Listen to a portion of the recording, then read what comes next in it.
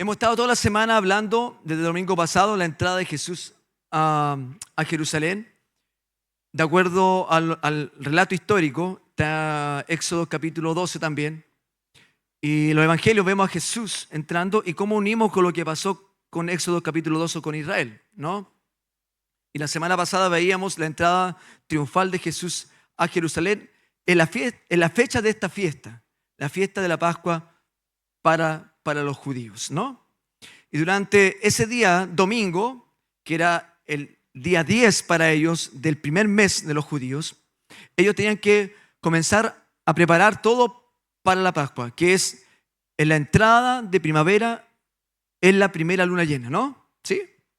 Entonces, lo dijimos el día del domingo pasado, nosotros entramos en otoño, tenemos luna llena, ya está menguando, y para ellos entrada de primavera allá, en el otro lado del hemisferio, y entrando de primavera con luna llena. Y el día 10 de ese día, ¿no? Mes de Nisan, tenían que apartar un cordero, ¿no? Varón, macho, sin defectos, ¿no? Y guardarlo uno por familia. Y el día 14 de ese día, ¿no? Ya lo hemos visto.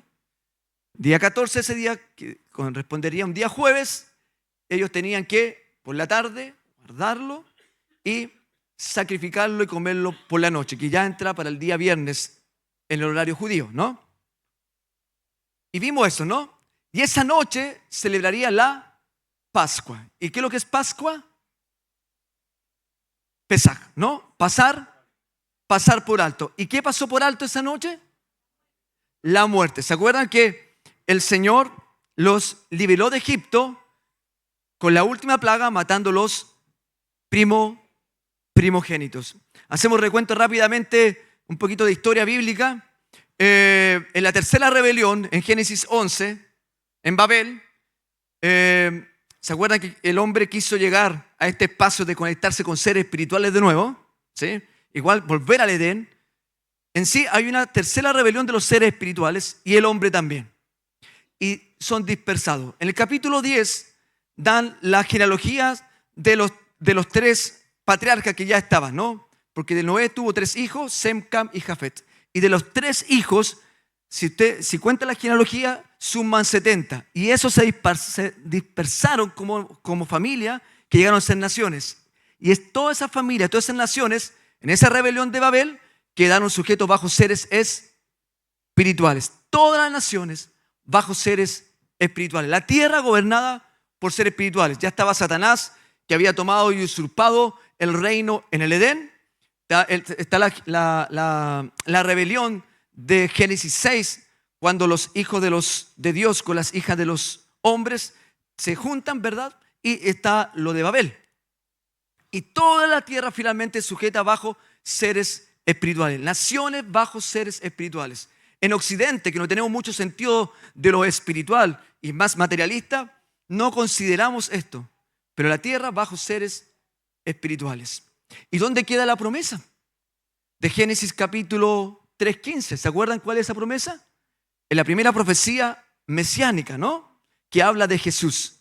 Cuando Dios le dice a la serpiente: y pondré enemistad entre tu simiente y la simiente de la mujer, que de ella nacerá uno que te va a aplastar la cabeza, ¿no? Que va a recuperar el reino, que te va a destruir a ti y tu reino. Fue una confrontación y una declaración de guerra con una profecía que tendría que cumplirse. Entonces, si están estas naciones bajo rebelión, ¿dónde queda esa profecía? Y es ahí donde Dios comienza, a través de la línea de Set, llegamos, y los hijos de Noé, llegamos a Sem, los semitas, y de esa línea nace uno que Dios llama y aparta, que es el padre de la fe, Abraham, ¿no? Dios toma a Abraham, tiene el hijo Isaac, tiene 2, pero bueno, estamos ahí, Isaac, la línea, y luego llegamos de Isaac nace Jacob, Esaú y Jacob. Y de Jacob, Dios le cambia el nombre a Israel. Y Jacob, Israel, tiene 12 hijos y una hija, ¿no? 12 hijos, que luego pasan a ser la gran familia de 70 personas que van a Egipto por la hambruna que había Y ahí en Egipto posteriormente pasan los tiempos, son esclavos por 400 años bajo Egipto. Van siguiendo la línea, ¿no? Saltando algunos datos, pero una información, pero seguir la línea, ¿no? Y de Abraham y toda esta familia, entonces ellos cargan la promesa y la bendición que de ellos nacería el Mesías, ¿no? El Salvador del mundo. Todas las demás naciones bajo seres espirituales. Y Dios comienza a apartar esta familia para que se pueda cumplir lo que Él le había hablado ahí en Génesis 3:15. ¿Me siguen? 400 años en esclavitud. Y finalmente Dios los libera. ¿Y cómo los libera? Confrontando a Egipto, Faraón y a Egipto, ¿sí?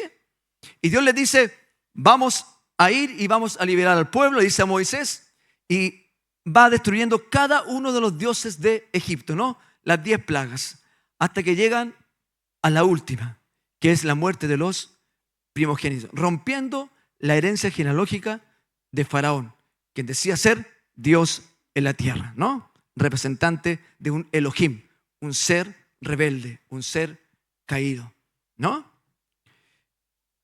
Y Dios lo confronta, y Dios lo derriba, lo destruye, y de ahí libera a su pueblo.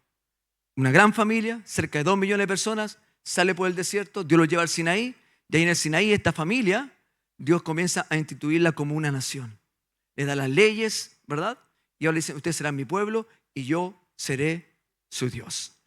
Entonces, todas las demás naciones, bajo seres espirituales, y esta gran familia, ahora llamada Israel, pasa a ser una nación, pasa a ser un pueblo, y Dios siendo su Dios. Contra todas las demás naciones que están bajo seres espirituales rebeldes. Y ahí, finalmente, uno lee la historia, guerras terrenales, pero en definitiva lo que está ocurriendo es guerra espiritual. Para impedir, no, todas las demás naciones, es impedir que de ese pueblo naciera el Mesías. ¿Sí? Y todo el Antiguo Testamento, el Antiguo Pacto apunta a eso. Este pueblo que Dios escogió, lo llamó, lo sacó, lo apartó para que se cuidara para el cumplimiento de la promesa, que naciera el Mesías. Todo el Antiguo Pacto uno lo ve de esta manera. Pero en el Sinaí, o antes de salir, y después en el Sinaí, Dios ratifica estas leyes, Números 23, Levíticos 23, Éxodo 23, afirma lo de Éxodo capítulo 12. Dice, tú vas a ser una nación y estas van a ser tus leyes. De esta forma ustedes van a hacer política, de esta forma ustedes se van a mover socialmente y de esta forma ustedes van a hacer fiestas y ceremonias para ser una nación solo para Dios. Y Dios le da semanas, le da fechas para que celebren. Dios es un Dios de celebración. ¿Sí? Amén. Dios es un Dios de celebración. Entonces le instituye algunas fiestas. Y vamos a ver rápidamente entonces esta primera fiesta, que es la fiesta de la Pascua, junta con las 7 días de los panes sin levadura y la fiesta de la primicia o primera cosecha. Y esto comienza en una semana como hoy. Una semana como hoy. Y esa noche, cuando va a morir todos los primogénitos, ya lo vimos la semana pasada y lo vimos el jueves también, tenían que por familia matar a este cordero, ¿verdad? Poner la sangre a los dinteles de la puerta, y cuando pasara la muerte por Egipto, a ellos no les iba a alcanzar, ¿no? La muerte pasa por alto, Pesaj, la muerte pasa por alto. Y es la gloria y la bendición que nosotros hemos vivido. Y todas las cosas, familia, toda iglesia apunta a Jesús. Israel no lo sabe, Israel no lo entiende, solo tiene que cumplir ceremonias, estatutos, pero no ven nada profético en eso, ¿no? No ven nada profético. Nosotros que ahora conocemos la historia, tomamos esto, ¿no? Todo tipo de, hace tipo de Jesús. Cordero tipo de Jesús. La sangre tipo de la sangre de Jesús. Si estudiamos el tabernáculo y toda la fiesta, proféticamente están apuntando a Cristo, el Mesías, el nacimiento de Jesús. Porque Él nacería y vendría a arrebatar lo que se perdió, quitarle el dominio a Satanás, recuperar lo que se había perdido y recuperar la tierra y las naciones para él. Aleluya, amén. Wow, eso.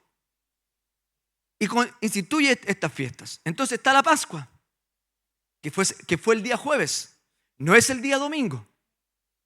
Jueves es Pascua. Claro, hay un tema político teológico en el siglo IV, en el 320 y algo.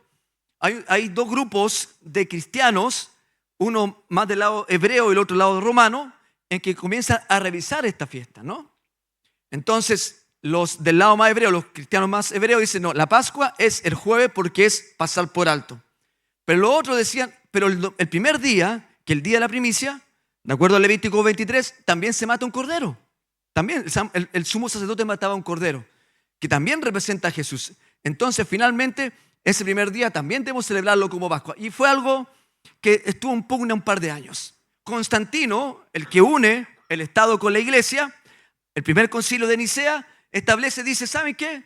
No vamos a seguir con más discusiones teológicas y vamos a establecer que el día domingo, primer día de la semana, va a ser Pascua. Listo. Quedaron en eso. Y por eso queda el día domingo como Pascua dentro de la nueva sociedad. Estoy resumiendo muchos detalles, pero básicamente eso. Pero en definitiva, Pascua es pasar por alto. Eso pasó cuando Jesús murió en el primer cordero el día jueves. Entonces, por eso la iglesia quedó como Pascua el día domingo. Pero Pascua es el día jueves.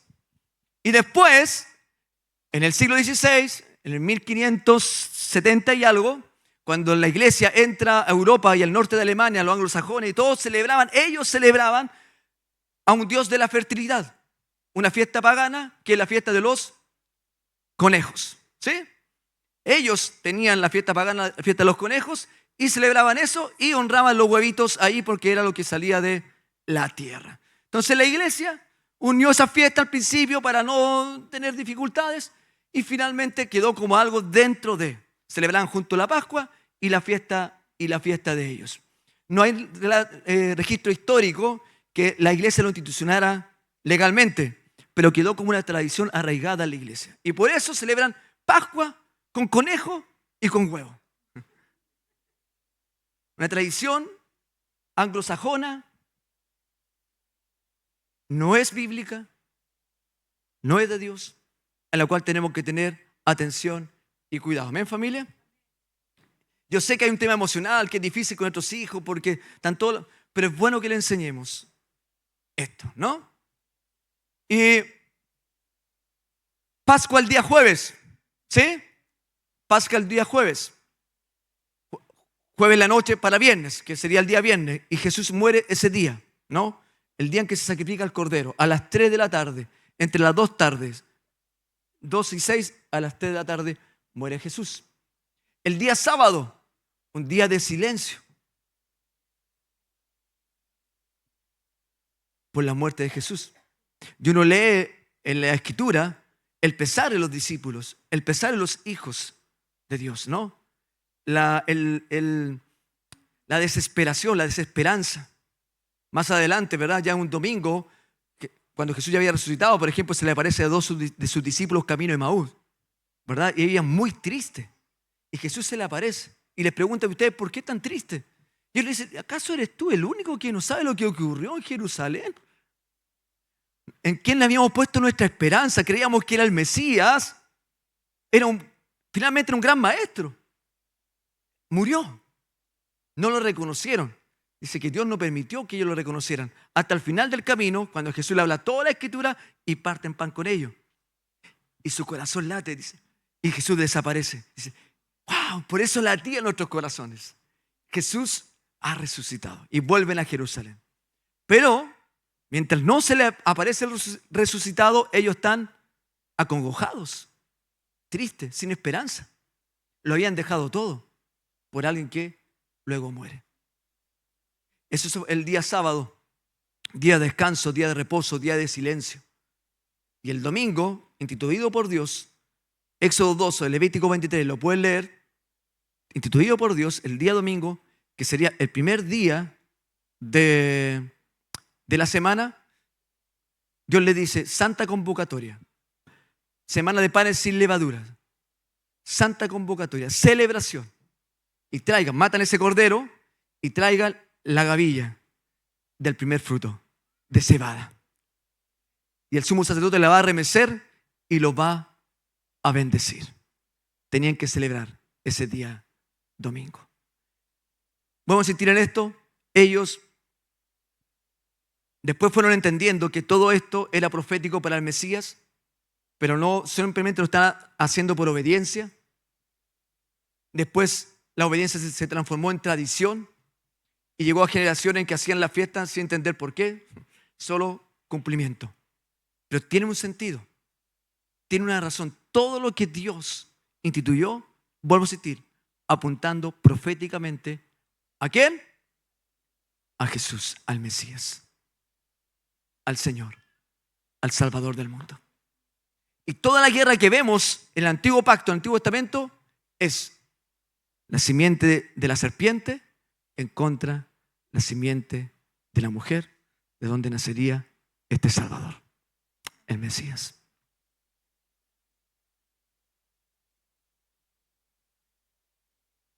Y ahí llegamos al Nuevo Pacto, llegamos al Nuevo Testamento. ¿Y cómo lo unimos con nosotros hoy día? ¿Estamos más o menos entendidos de la que es la Pascua esta semana?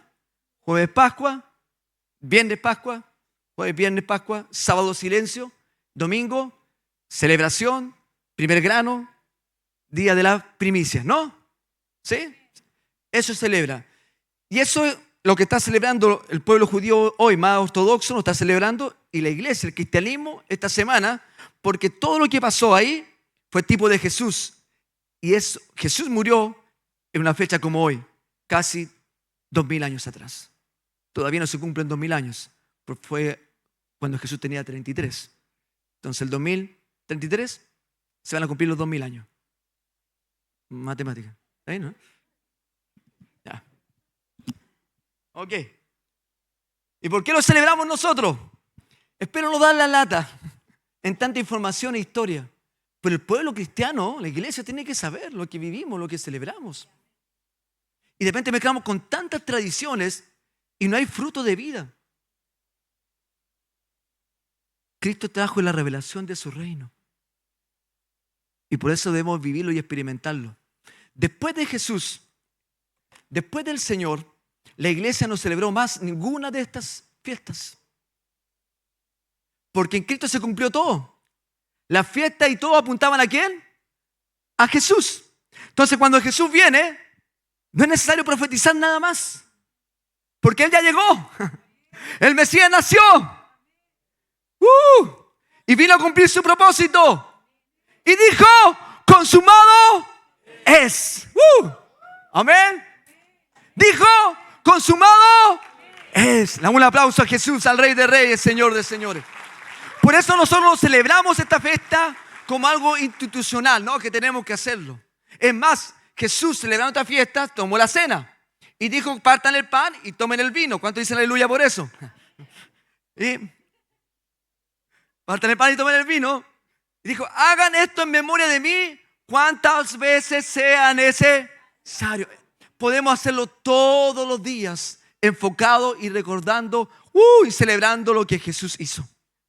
Por un lado lo que Él hizo y lo que va a ocurrir. Porque el Señor dijo, recordarán también mi venida.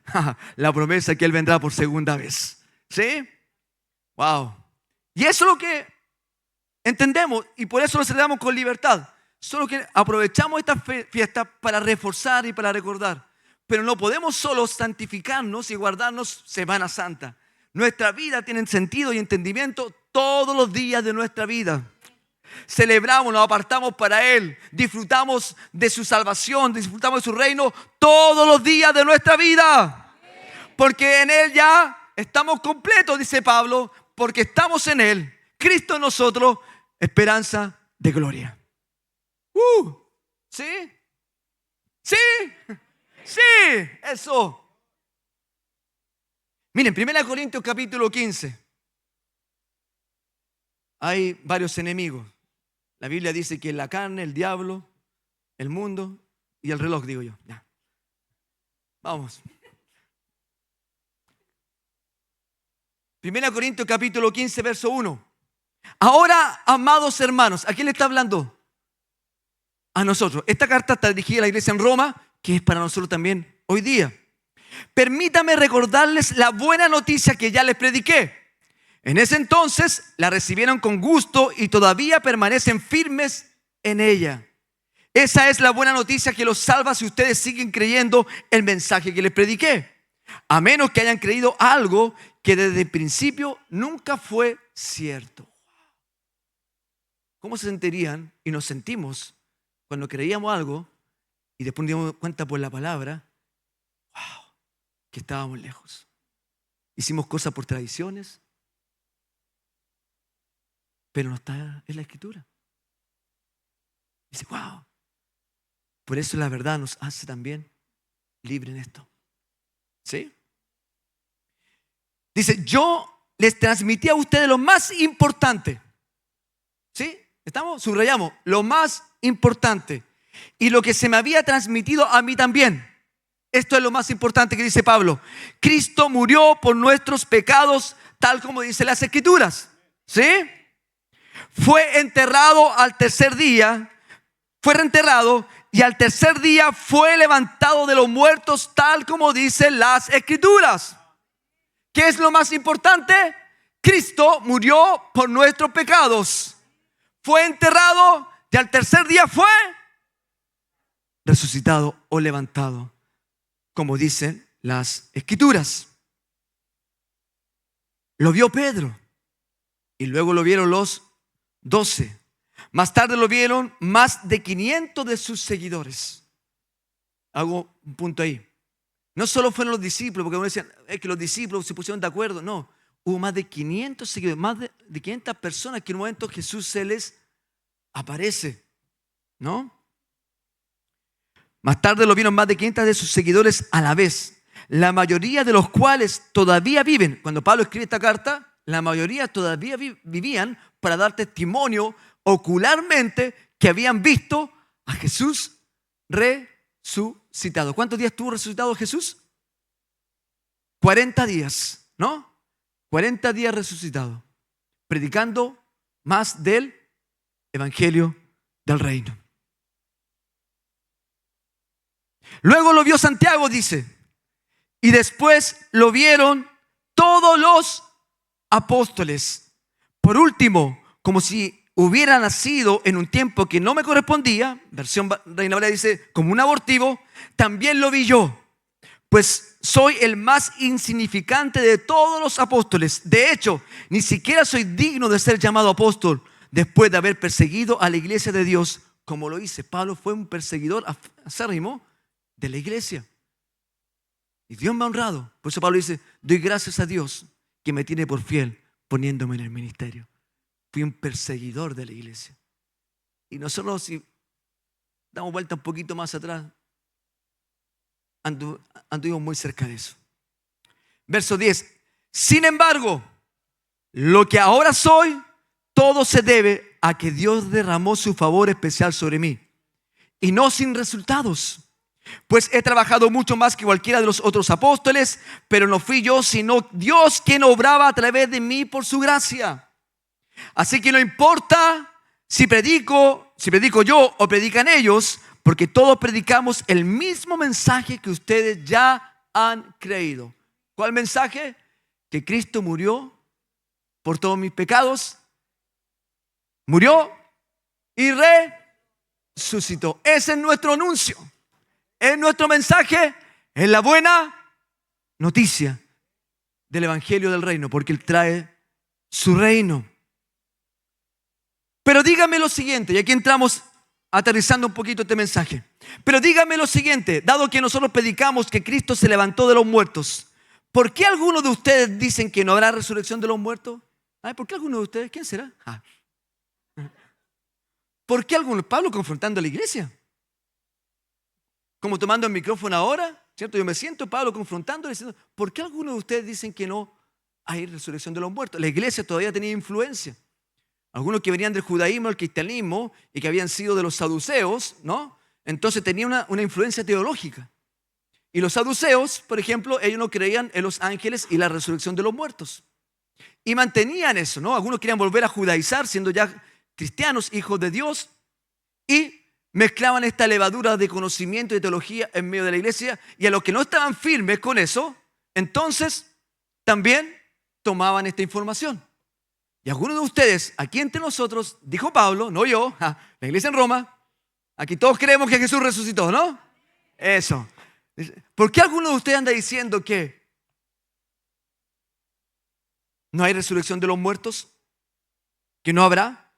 Pues, si no hay resurrección de los muertos, entonces Cristo tampoco ha resucitado. Wow.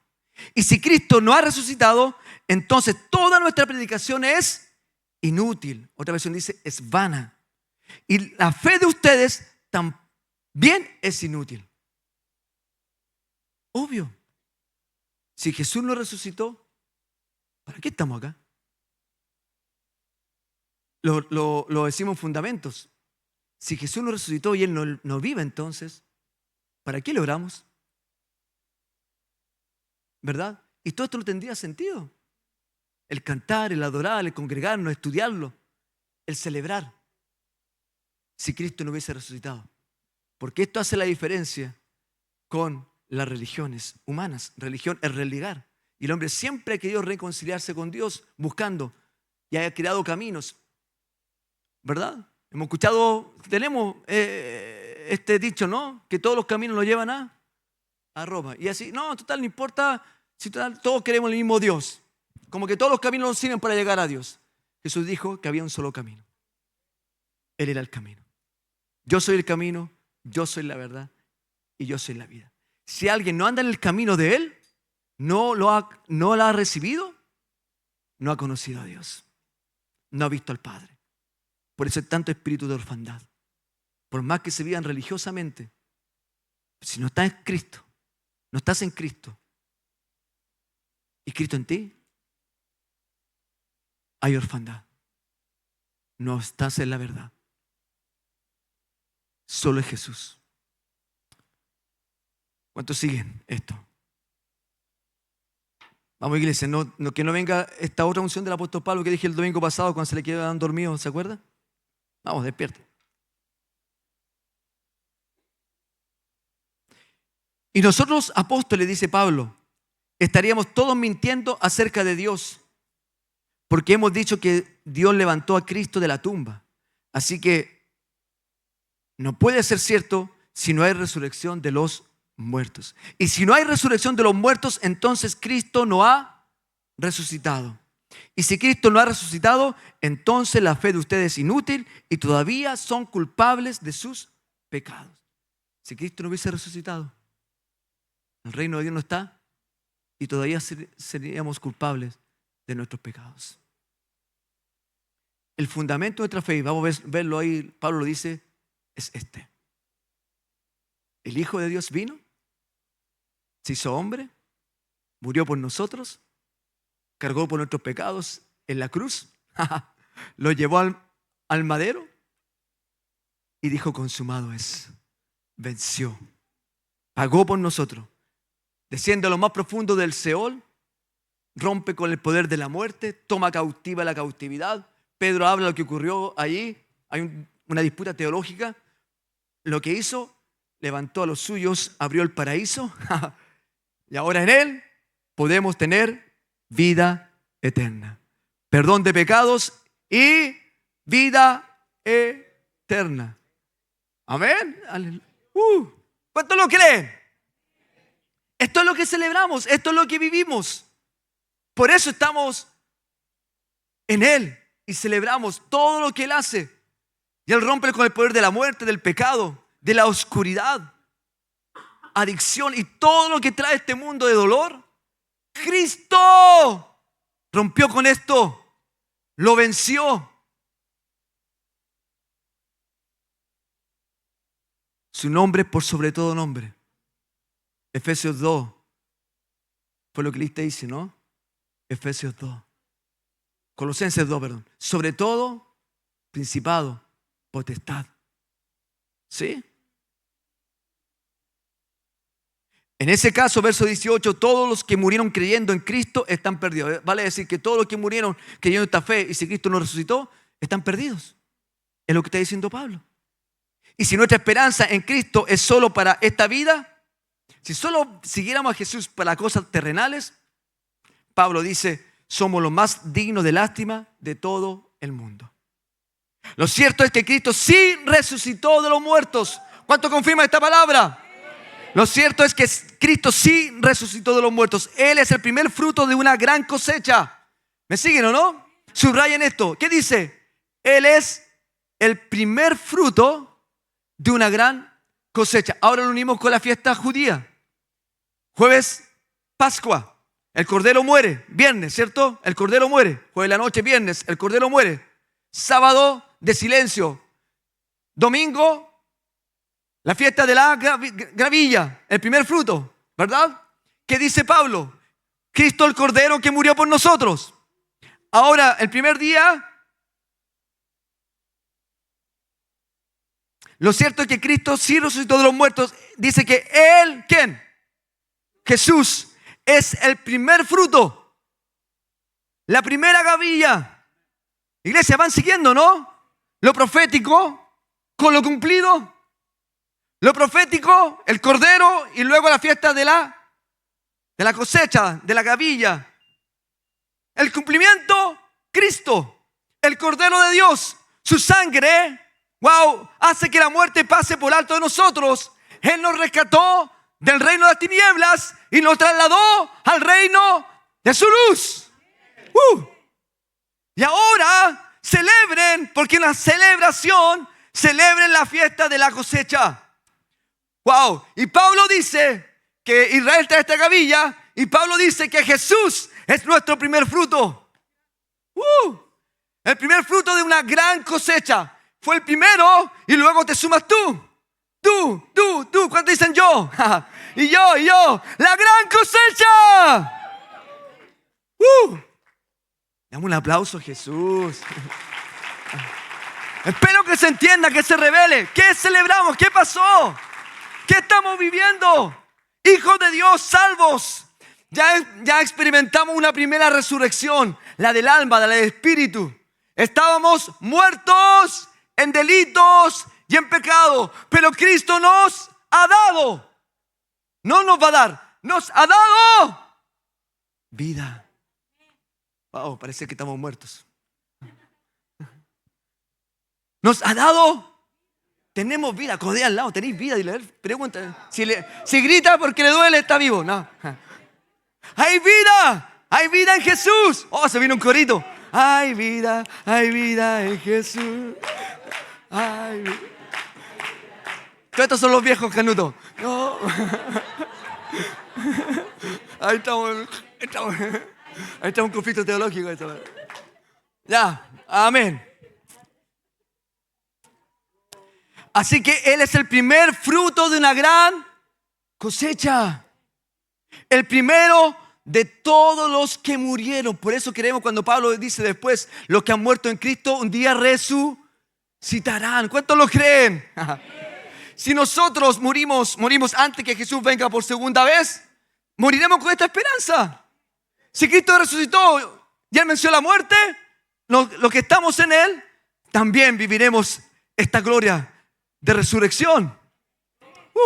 Y si estamos vivos, cuando Él venga, seremos transformados en un abrir y cerrar de ojos. Y seremos arrebatados en las nubes. Le esperaremos allí y volveremos y reinaremos con Él en la tierra. Cielo nuevo, tierra, reyes y sacerdotes para nuestro Dios. Esto es el Evangelio. Esto es el reino. Es lo que tenemos. Gracias, Señor. ¿Cuánto le dan gracias? Verso 21. Así que ya ven, tal como la muerte entró en el mundo por medio de un hombre. ¿Cuál fue ese hombre? Adán, el primer Adán. Ahora la resurrección de los muertos ha comenzado por medio de otro hombre. ¿Quién es ese otro hombre? Jesús. Así como todos mueren porque todos pertenecemos a Adán, todos los que pertenecen a Cristo recibirán vida nueva. Pero esta resurrección tiene un orden. Este es el orden. Cristo fue resucitado como el primero de la cosecha. Vuelve a insistir, el primer fruto. Un día domingo como hoy se celebra esto. Todos los días, gracias Jesús. No solo moriste, venciste. El poder que levantó a Jesús de entre los muertos, Pablo dice que ahora ese mismo poder opera en nosotros, en la iglesia.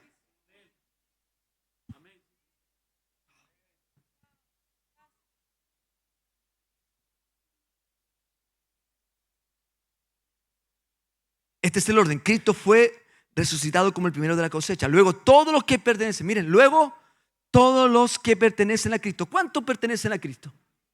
El que no pertenece a Cristo, wow, es una mañana de salvación, de venir a Él, de no vivir religiosamente. Vive el reino, vive la vida, vive el gozo de la salvación, vive la libertad con la cual Cristo ya te hizo libre. Luego todos los que pertenecen a Cristo serán resucitados cuando Él regrese. ¿Cuántos lo creen? Después de esto vendrá el fin, cuando Él entregará el reino a Dios el Padre, luego de destruir a todo gobernante y poder y toda autoridad. Aleluya, amén. Si Cristo no resucitó, esto no tendría sentido. Él vive, los cielos están abiertos, Él nos reconcilió con el Padre, Él pagó por nosotros, Él intercede por nosotros sentado a la diestra del Padre en el trono de Dios. Acude a Él, vive en Él.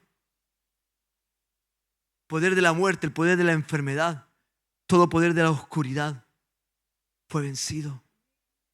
Cuando Cristo viene y por su sangre todo se rompe, todo se hace nuevo. En Cristo somos nuevas criaturas. Las cosas viejas pasaron. Todas las fiestas antiguas, todo eso pasó. Todo es hecho nuevo. Mi historia también pasó. Cada día es hecha nueva. Y por eso nos invita a vivir en novedad de vida.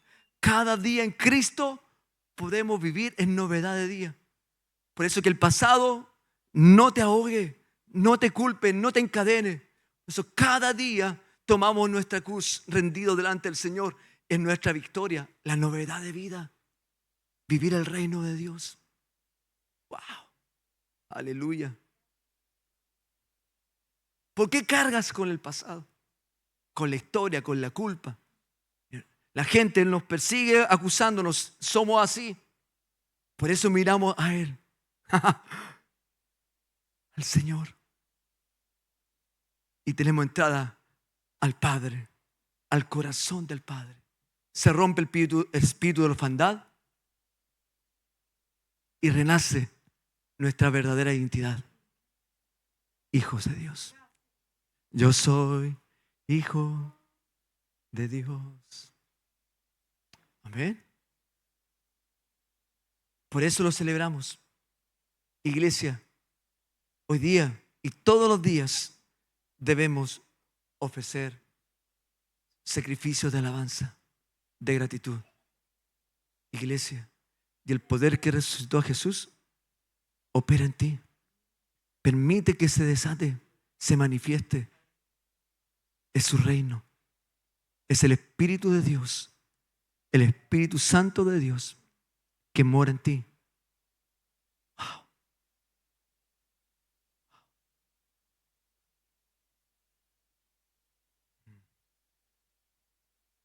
Y afirmamos esto para ir cerrando. Afirmamos esto. Lucas 24. El domingo muy temprano por la mañana. ¿Cómo se representa Jesús en la fiesta de los panes sin levadura de la primicia? Con el primer fruto, ¿no? El domingo, muy temprano por la mañana, las mujeres fueron a la tumba, llevando las especias que habían preparado. Encontraron que la piedra de entrada estaba corrida a un costado. Entonces entraron, pero no encontraron el cuerpo del Señor. El cuerpo del Señor Jesús. Mientras estaban allí perplejas, de pronto aparecieron dos hombres vestidos con vestiduras resplandecientes. Las mujeres quedaron aterradas y se inclinaron rostro en tierra. Entonces los hombres preguntaron: ¿por qué buscas entre los muertos? ¿A quién? ¿Por qué buscas entre los muertos al que está vivo? Nosotros caminamos muchas veces tan religiosamente. Ellos habían recibido la palabra, tenían esta palabra. Jesús pocos días antes le había dicho: es necesario que yo muera, pero el tercer día voy a resucitar. Pero el dolor, la aflicción, la angustia lo tenía tan apresurado que no pudieron ver que era el cumplimiento. Era el día del cumplimiento. Y nosotros a veces en el día a día, sabiendo que Jesús es el Rey, que Él resucitó, que Él vive, que Él nos ama, que somos sus hijos, que todo lo que pidamos al Padre en su nombre lo dará, buscamos entre los muertos la esperanza, la respuesta, la identidad. ¿Por qué buscas de entre los muertos al que está? Él no está aquí, no está entre los muertos. La tumba está vacía. Ha resucitado. Recuerden, le dijo lo que Él les dijo en Galilea. Recuerden. Wow. Leamos Juan, capítulo 20. El Evangelio de Juan, el amado. Lo he dicho varias veces. La única palabra que sale el discípulo amado es Juan, donde él lo escribió.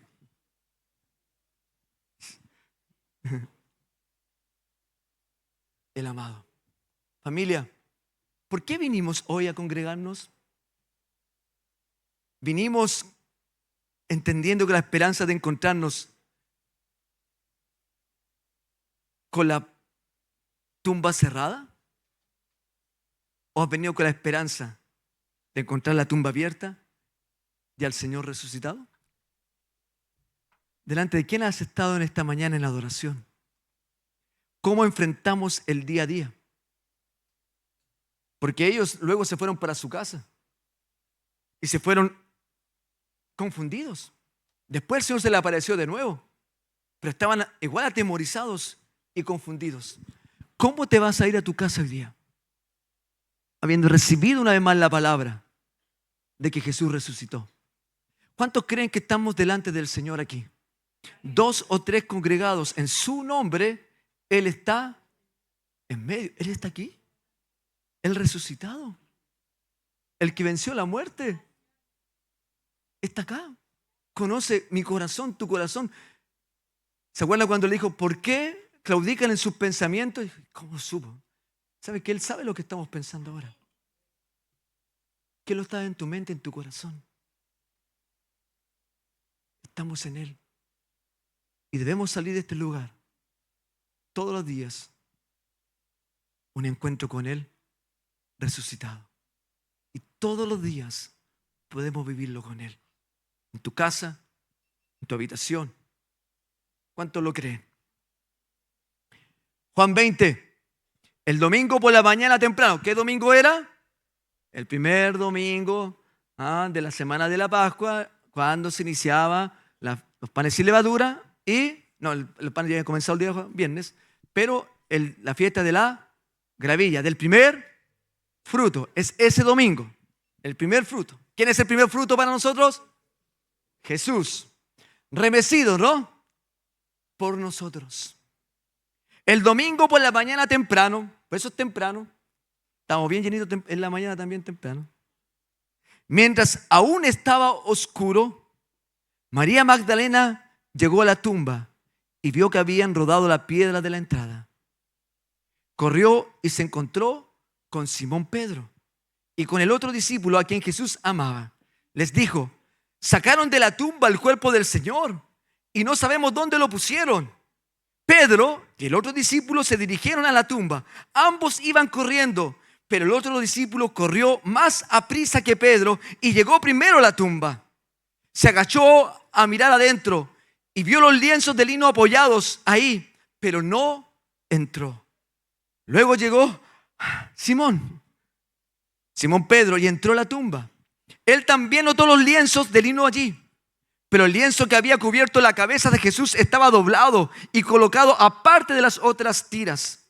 Entonces el discípulo que había llegado primero a la tumba también entró y vio y creyó, porque hasta ese momento aún no habían entendido las escrituras que decían que Jesús tenía que resucitar de los muertos. Después cada uno se fue a su casa. Wow. Cuando no se te revela la escritura, cuando no se te revela Cristo a través de ahí, su propósito, su voluntad, quién es Él, permanecemos igual. Que la palabra traiga luz en esta mañana a tu entendimiento, a nuestro entendimiento, a mi entendimiento. Necesito más de Jesús, quiero verle más. ¿Cuánto más? ¿Cuánto? Queremos más de Él. De aquí, María se encontraba llorando fuera de la tumba. Y mientras lloraba, se agachó y miró adentro. Y vio a dos ángeles vestidos con vestiduras blancas. Uno sentado a la cabecera y el otro a los pies, en el lugar donde había estado el cuerpo de Jesús. Es un tema muy interesante también porque representa el tabernáculo, el lugar del propiciatorio con los dos querubines. Y doblado esto, como diciendo, todo terminó. No hay más historia. Comienza un nuevo pacto. Todo se cumplió. Aleluya. No sé si entiende, iglesia. Todo se cumplió. Toda la pugna del Antiguo Testamento para destruir que la simiente del Mesías no se manifestara, no hubiera fruto, no naciera Jesús. Todo eso se cerró, todo eso se cumplió. Ahora comenzaba una nueva era, un nuevo pacto de Dios con el hombre.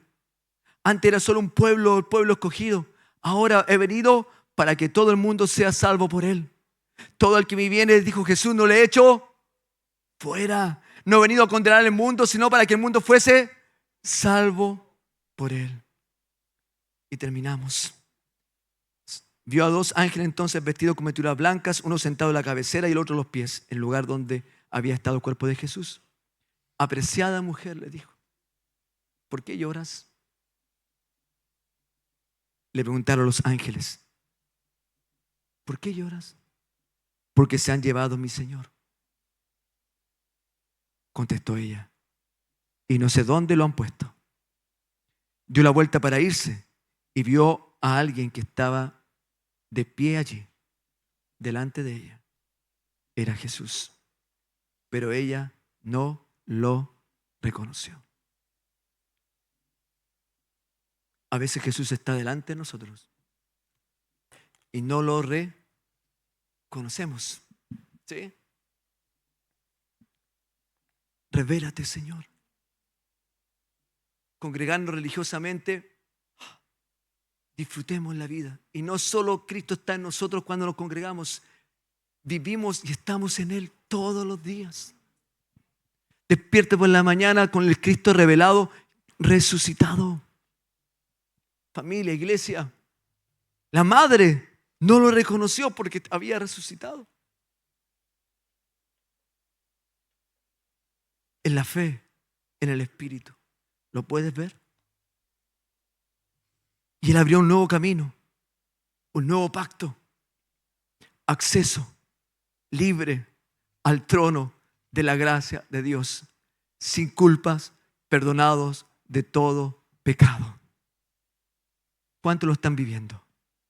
Y si alguien vive bajo culpa y no ha experimentado el perdón de sus pecados, Cristo no juzga para condenarte, sino para arrepentimiento, para abrazarte, para amarte, para decirte que puede comenzar de nuevo y quiere darte una nueva vida, libertad. Se rompen cadenas, adicciones, vicios, se sanan las heridas, hay luz. Hay luz. una nueva vida, una nueva oportunidad y reconciliarte con el Padre. Si no lo vives, es una mañana que Dios te invita a decirte: ven, todo esto murió por ti. Él venció la oscuridad, la muerte. Sé libre en el nombre de Jesús.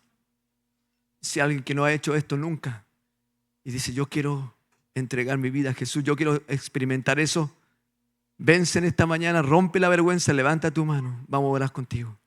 Vas a ver el poder y el amor de Dios, la transformación de tu vida y de tu historia en esta mañana.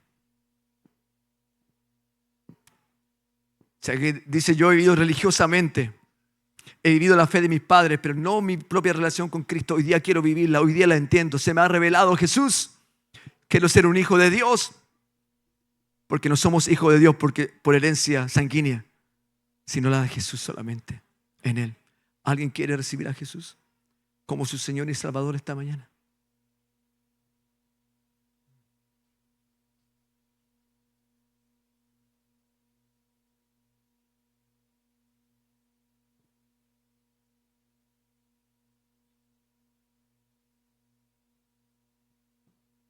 Y si ya todos somos hijos de Dios, aún hay tiempo. Si alguien quiere, estás batallando ahí, en algún momento levanta tu mano o dile hasta el lado: yo quiero, no me quiero exponer, me falta.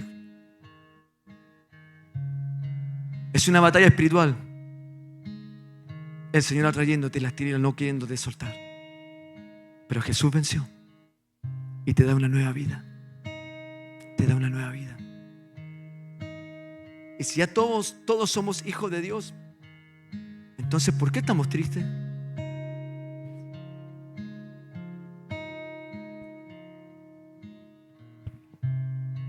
¿Por qué seguimos cargando con culpa? ¿Por qué seguimos cargando con problemas cuando podemos dejarlo en Él?